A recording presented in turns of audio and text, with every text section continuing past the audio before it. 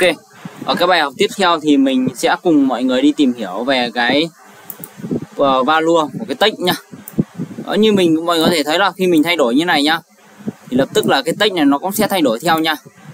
Ok chưa? Đó, nó sẽ thay đổi theo. Thì giá trị text nó sẽ được thay đổi theo nha. Lúc này thì nó rất là đơn giản thôi.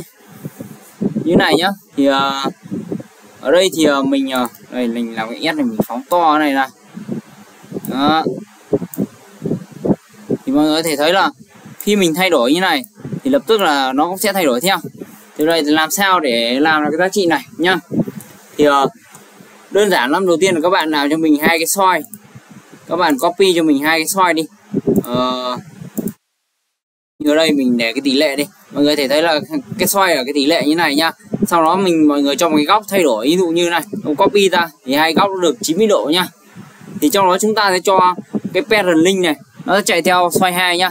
Cái xoay 2 như là cái xoay tâm này đi, được chưa? Chúng ta sẽ cho cái hình chữ thập này sẽ chạy theo xoay 2 nha. Đó, đều chạy theo xoay 2. Thì khi chúng ta chạy theo xoay 2 rồi, chúng ta sẽ phải xoay 2 để xử lý nhá.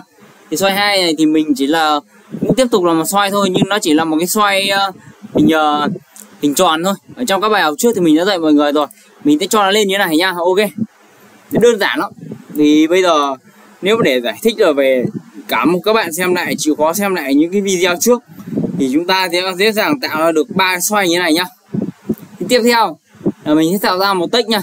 Ví dụ như đây bây giờ mình sẽ tạo ra cái text này nhỉ. Mình sẽ ấy đi, mình tắt nó đi.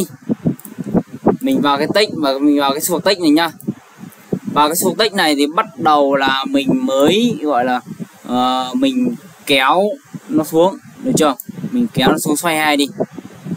Đó, khi đấy thì mình sẽ có giá trị là cái Z xoay 2 sẽ như này nhá. Ok chưa? Nhưng mà mình cái này thì nó không đúng, mình phải kéo xuống cái portion của dòng Z xoay 2 nha. Sau text này mình phải kéo xuống cái portion của đó. Thì lập tức là khi mình thay đổi như này thì nó sẽ thay đổi theo nha. Ok chưa? Ok. Khi đấy chúng ta sẽ phải ok. Chúng ta sẽ rồi. Mình sẽ vào đây. Mình sẽ khi đấy thì mình sẽ như này nhá. Mình sẽ thêm một cái dấu phẩy nữa thì để cho mình sẽ thêm một cái dấu phẩy nữa. Mình sẽ kéo tiếp cái ô số 2 này xuống, được chưa? Mình sẽ kéo ô này nữa. Khi đấy thì mình đây, mình sẽ được một cái hình nó như này nha. Thì lập tức là nó sẽ bị thay đổi. Tuy nhiên nó đang bị mất hai cái chữ vào với nhau đúng không? Thì ok, nó đang bị mất hai cái chữ không, nó sẽ bị che mất, nó không được hiển thị như hai chữ vừa rồi đấy đúng không? Ok, tiếp theo chúng ta muốn nó hiển thị lên thì chúng ta sẽ phải cho nó như này nhá.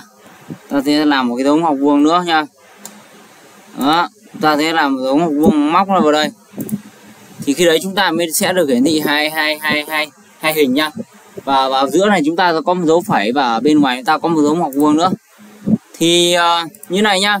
Tiếp theo đó mình di chuyển thì nó sẽ muốn cái này là di chuyển theo thì chúng ta sẽ chọn cái parent link này, nó sẽ chạy cho xoay 2 nha. Thì khi đấy chúng ta sẽ có được một kết quả như hình nhá. Đó, nó sẽ chạy như hình này. Đó. Ok. Thì đây là một lý thuyết rất là đơn giản về value và những cái portion của nó. Thì ở bài cuối này mình xin chia sẻ với mọi người đó là như vậy nhá.